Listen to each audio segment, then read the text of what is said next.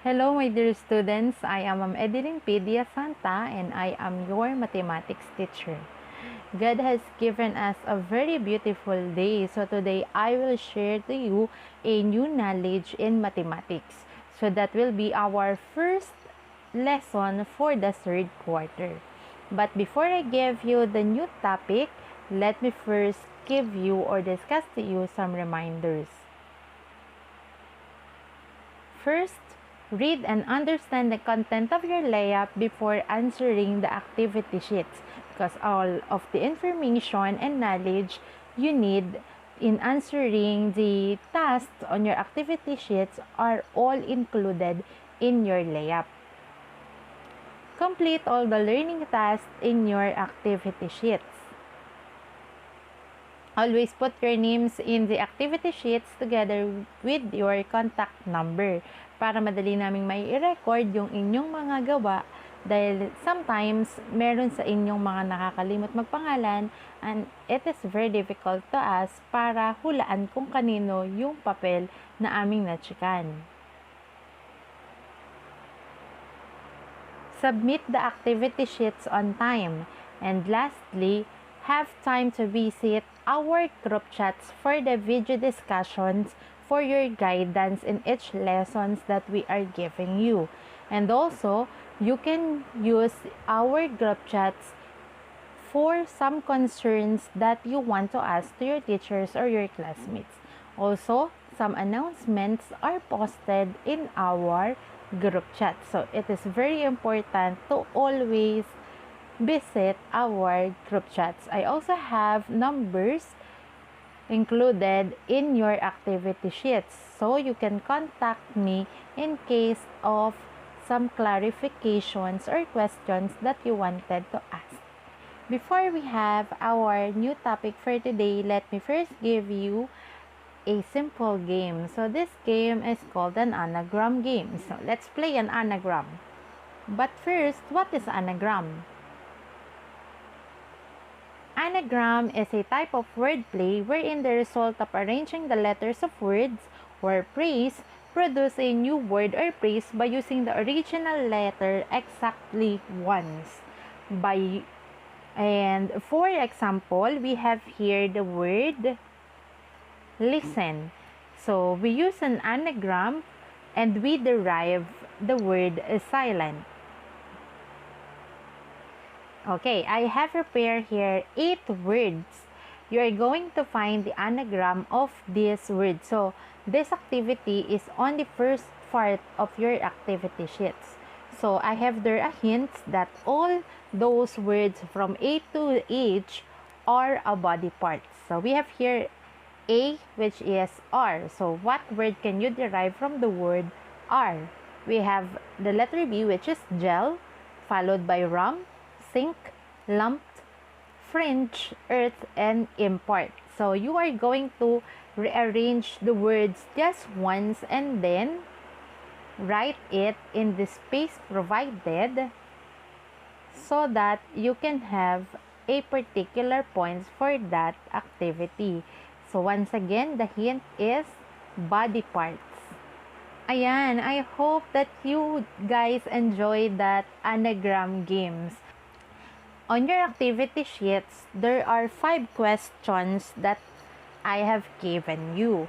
So you have to read the question carefully and choose the best answer from the given choices. So encircle the correct answer in each number.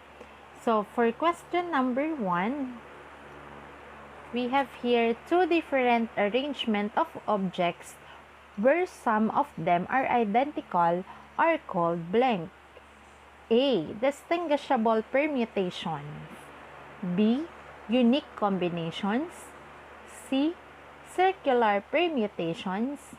And D.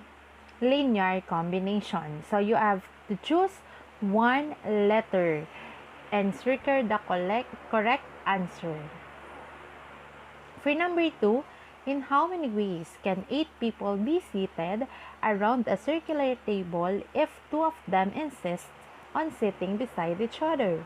A. 360. B. 720. C. 1,440, and D. 5,040. Which do you think is the correct answer from letter A to Z? And circle it on your activity sheets. For number 3, find the number of distinguishable permutation of the letter of the word pass. A. 4, B. 12, C. 36, and D. 144. I hope that you will get the correct answer for number 3. For number 4, we have find the number of distinguishable permutations of the letters of the word educated. A. 10,080, B. 1,680, C. 20,160, and for D, 40,320. So that is for number 4. So encircle the correct answer on your activity sheets.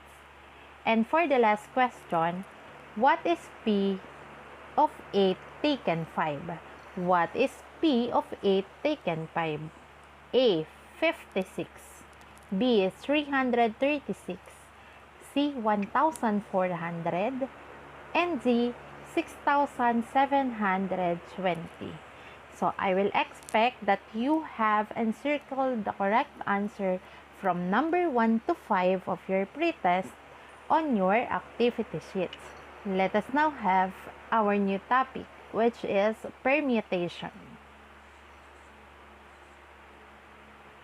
So first, let us have the most essential learning competencies or the MELCs.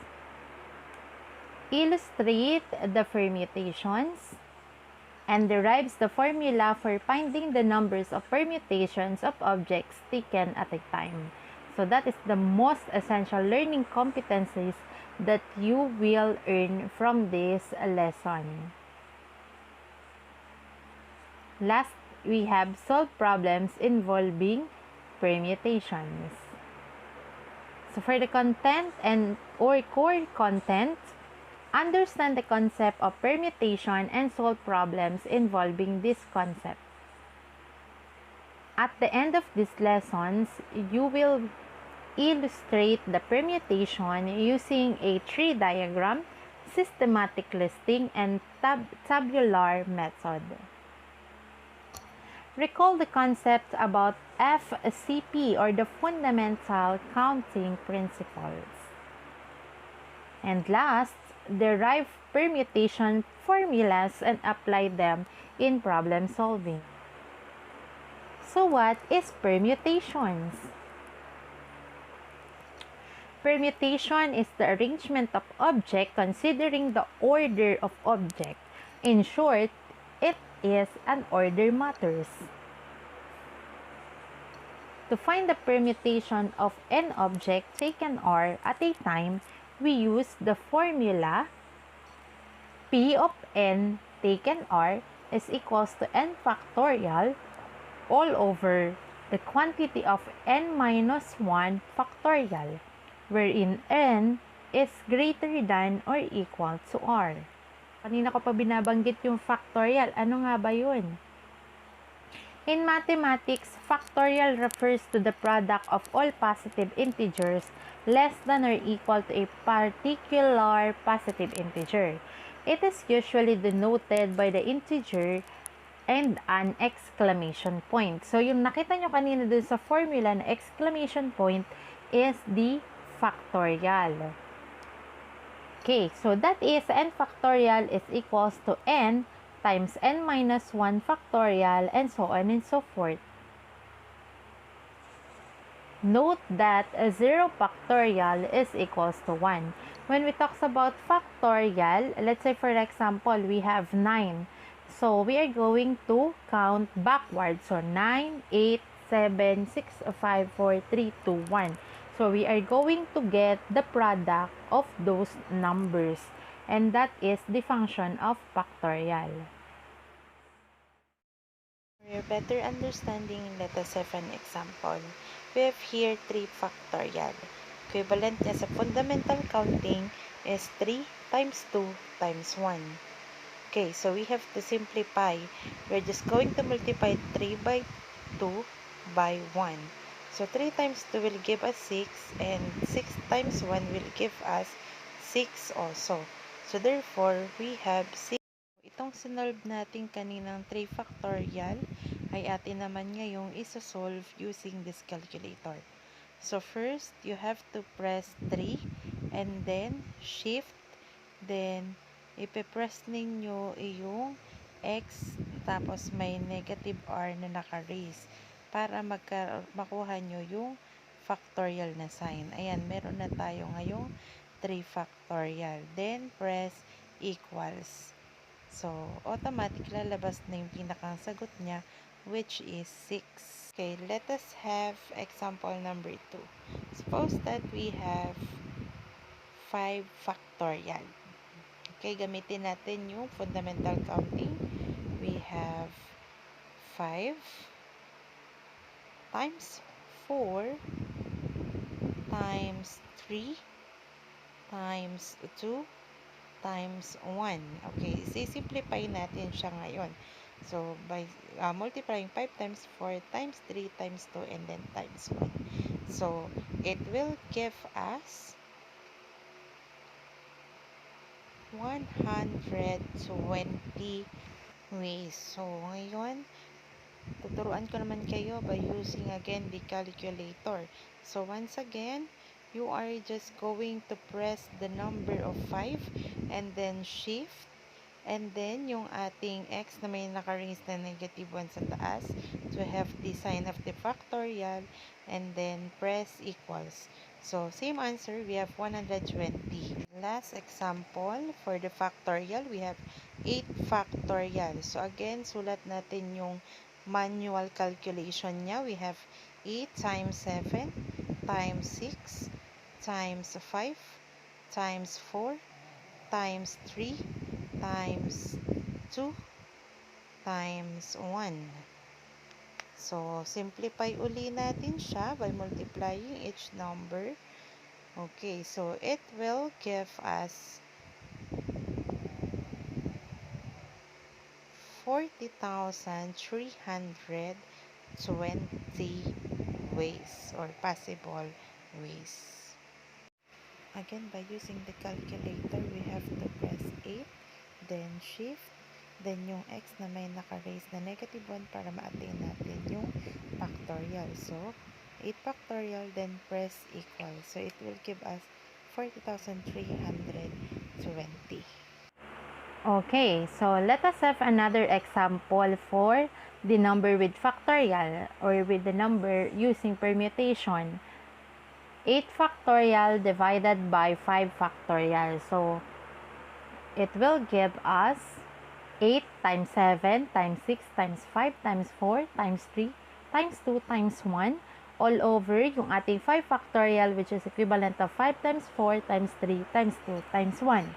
If you're going to observe those numbers on that fraction form, we have their similar numbers. So, as you can see, yung 5, 4, 3, 2, 1 ay parehas. So, pwede na natin siyang i-cancel out. Yan, i-cancel na natin. So, ang matitira na lang ay 8 times 7 times 6. So, yun na lang yung kukunin natin or kukunan natin ng product. So, it will give us 336. So, ganun lang kasimple yung pagsasolve ng numbers using factorial. So, what is fundamental counting principle? In fundamental counting principle, if there is a P way to do the things and Q ways to do another things, then we have P times Q ways to do both things. So later, I will give you an example using fundamental counting principle. How about the tree diagram? Tree diagram is commonly used in mathematics in order to calculate the number of possible outcomes in a particular events of problems. Listing method is another way of computing the permutation. So it is basically one of the useful methods to determine the number of permutations made for each problem. Example. During fiesta, as one of our traditions, sweet delicacies are always present. Your mother prepares 3 types of these: ubeng halaya, buko salad, and sweetened makapuno. If you are supposed to help your mother in preparing the dishes to be served to your visitors, then in how many ways can you serve the 3 sweet delicacies? Okay, so this first solution that I will show you is by using the tree diagram. So we have here the ubeng halaya. Okay, so the first arrangement is we first put the ubeng halaya, followed by the buko salad, and next is the sweetened makapuno. So that is the first arrangement. For the second combination or second arrangement, we will have ubeng halaya, sweetened makapuno, and buko salad. And for the third arrangement, we will put first the buko salad, followed by ubeng halaya, and then sweetened makapuno. We will have another arrangement. Buko salad plus sweetened makapuno, followed by ubeng halaya. And then, unahin naman natin yung sweetened makapuno. Kanina, inuna natin yung ubeng halaya and buko salad.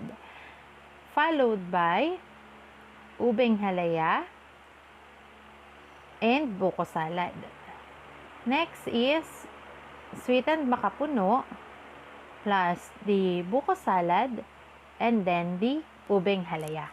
So let us count how many arrangements we had. So as you can see, if you're going to look or observe at the diagram that we have constructed, it looks like a tree or a Christmas tree.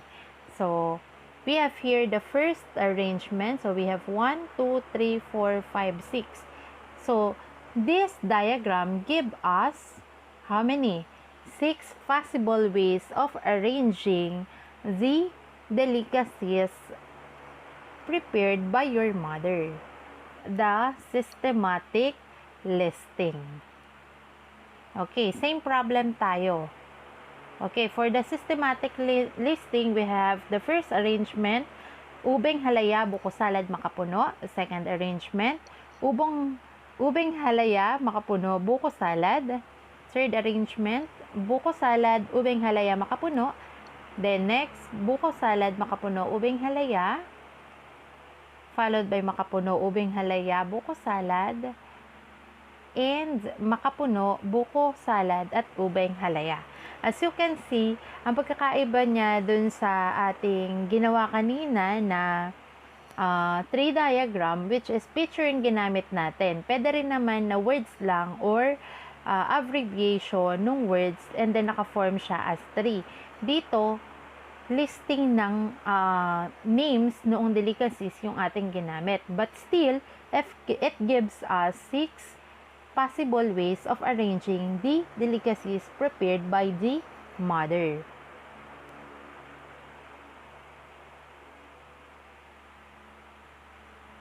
Okay, so let us now have the fundamental counting principle. So, in fundamental counting principle, ilang delicacies ba yung pinrepare? Diba, meron tayong ubeng halaya, the sweetened makapuno, and the buko salad. So, we have 3 factorial. If you are going to use the fundamental counting principle, we are just going to have 3 times 2 times 1. So, 3 times 2 will give us 6. 6 times 1 will also give us 6. So, as you can see, 3 ways siya na pwede natin gamitin in computing the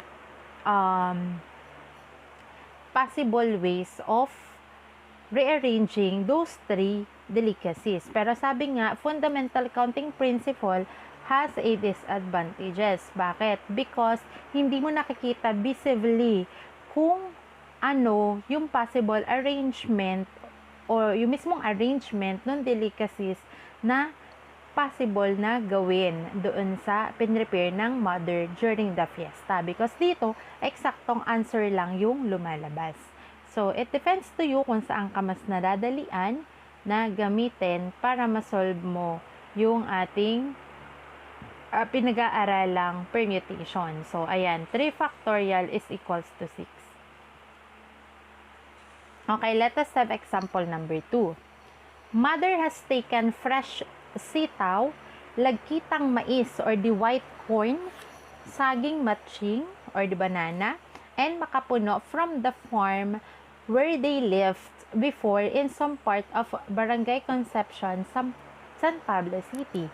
How many possible ways can we arrange the following products that are freshly taken from the farm? So, gagamitin uli natin yung 3 ways na sinasabi ko kanina. So, we have here sitaw. So, for the second is sitaw and lagkitang mais. Again, ang pinag-uusapan natin ay possible ways that we can arrange the following product. Sitaw, lagkitang mais, and saging matsing. And then lastly, sitaw, lagkitang mais, saging matsing, and makapuno. So, we have 4.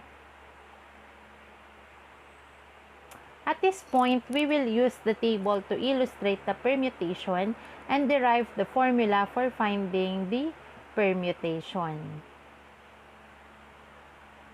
Okay, so as you can see, yung binanggit ko kanina doon sa size of set, yung binanggit natin kanina doon sa listing. So, we have first sitaw. So, for the number of permutation, using the multiplication rule, 1 factorial is equivalent to 1.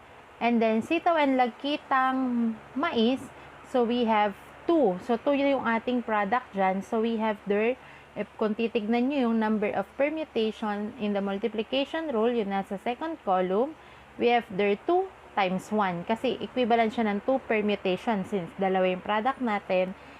And we use the fundamental counting. So, we have 2 times 1, which is equivalent of 2. So, for the third row, we have sitaw, lagkitang mais, and saging matching. So, tatlo na yung product natin. So, that is equivalent of 3 factorial. So, if we are going to use the fundamental counting, we have 3 times 2 times 1 equals 6. Okay. So, for number 4, we have sitaw, lagkitang mais, saging matsing, and makapuno. So, it will give us 4 times 3 times 2 times 1 or the equivalent of 4 factorial. So, if we are going to calculate that, it will give us 24. So, therefore, there are 24 ways of arranging those 4 products.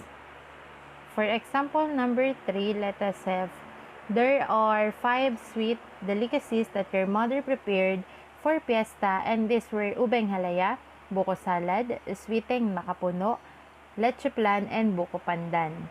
If you are supposed to help your mother in preparing the dishes to be served to your visitors, then in how many possible ways can you arrange the 5 delicacies in 3 sweet delicacies are served at a time? If 3 sweet delicacies are served at a time. As you can see, meron tayong condition. Meron tayong 5 delicacies, pero 3 lamang yung ating isa-serve at a time.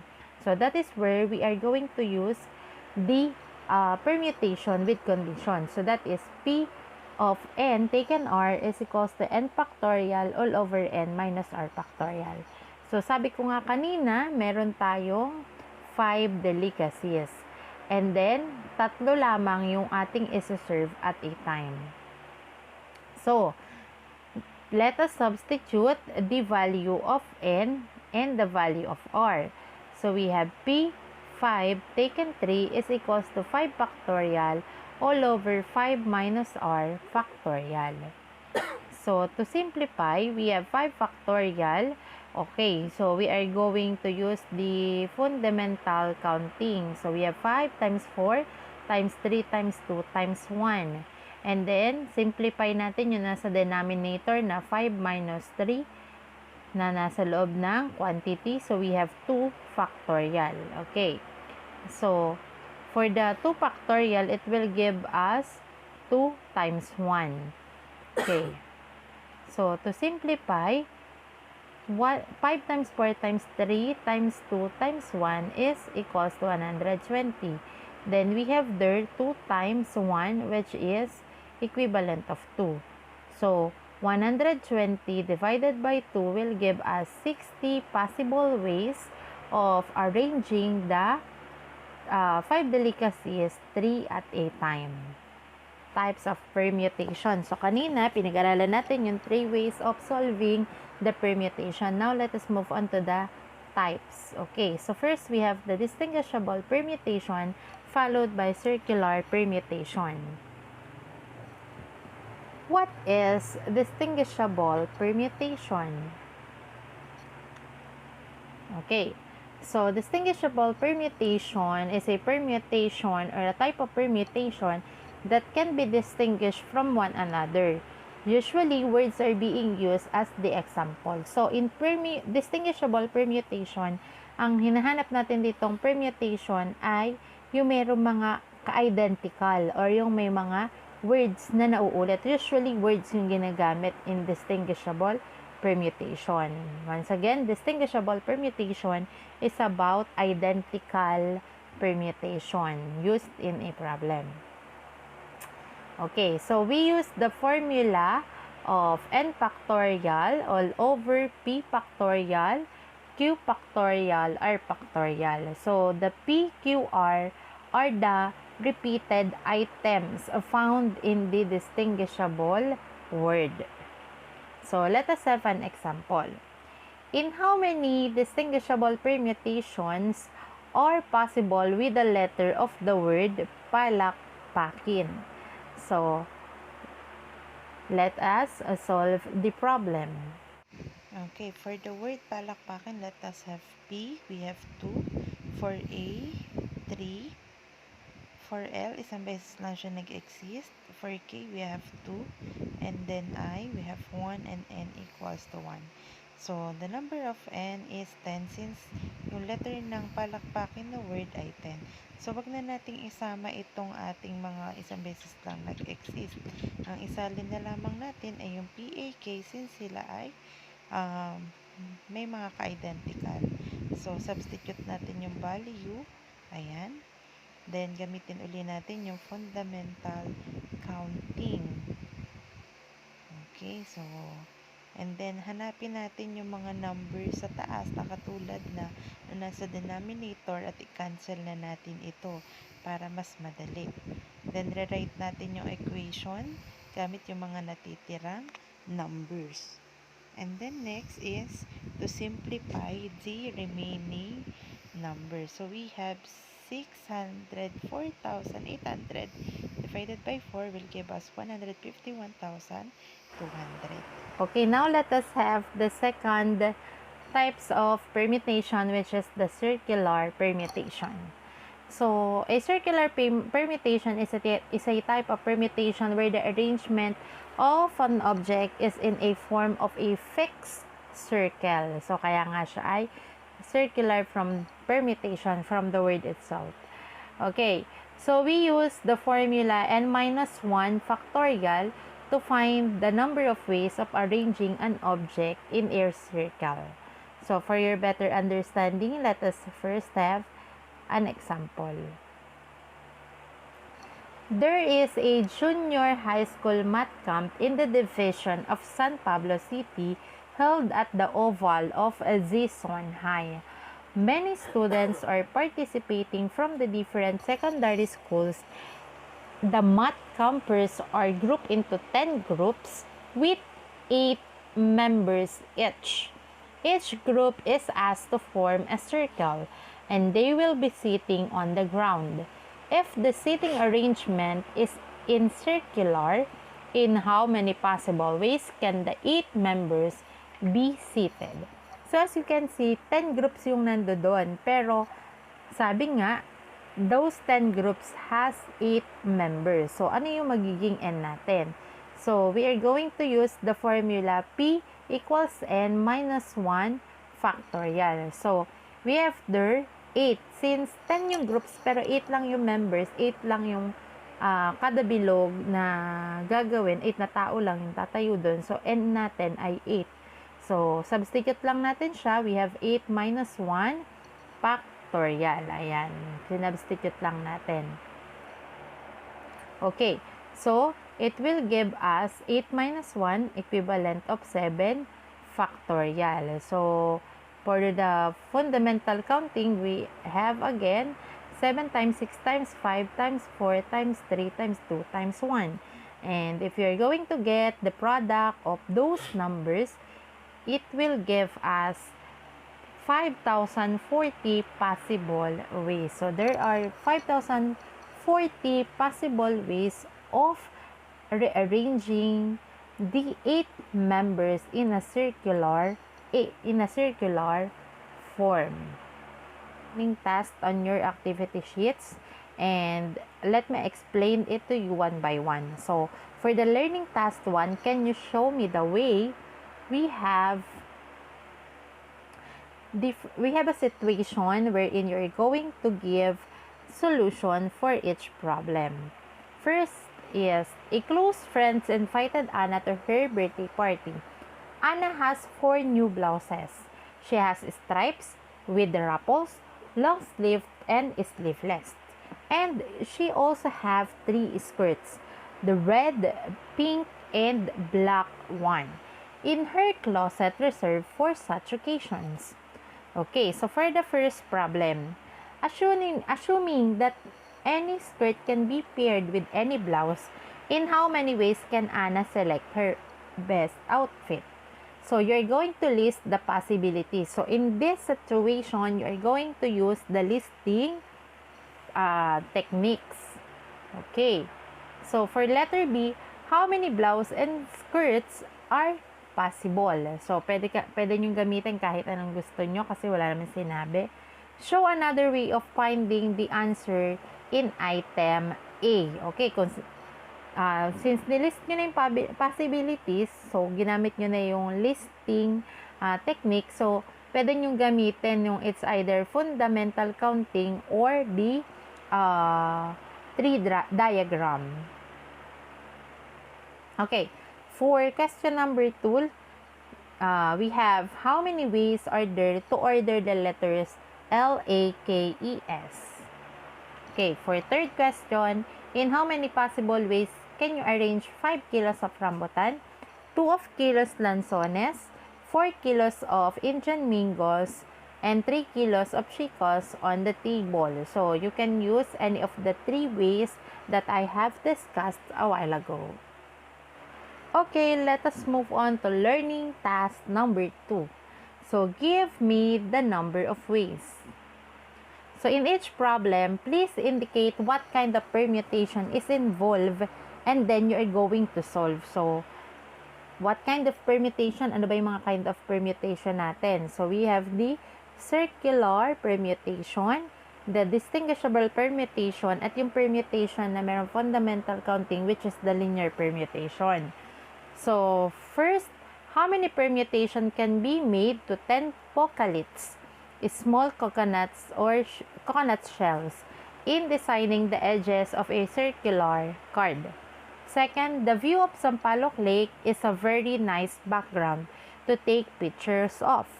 How many ways can 5 friends arrange themselves in a row for taking pictures? So once again, you are going to indicate what kind of permutation is involved in those 2 problems before you solve it. So you're going to give the number of ways.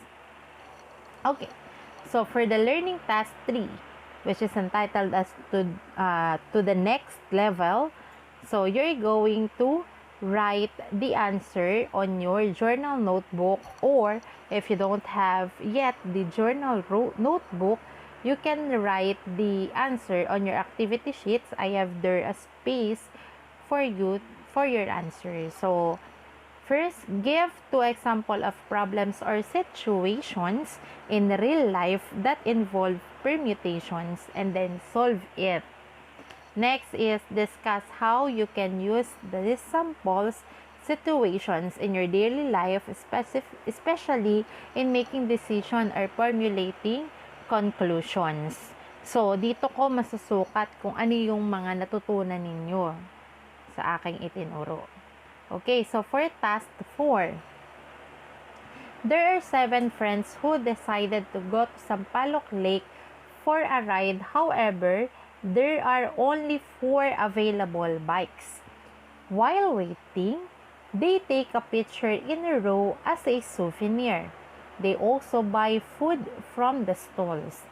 They have 3 choices such as ihaw-ihaw, kwek-kwek, and hot dog on a stick, and 2 pints of beverage, the buko juice, and palamig. While eating, they sit on the view decks in a circular form. Having so much fun, they play a game of arranging all letters found in Sampaloc Lake, like Sampaloc Lake, and get a new name related to it, such as Click, a barnacle, goose. Okay, for the first task, illustrate the possible ways of pairing foods with beverage by using a tree diagram, systematic listing, and table. So, tatlo yung gagawin ninyo.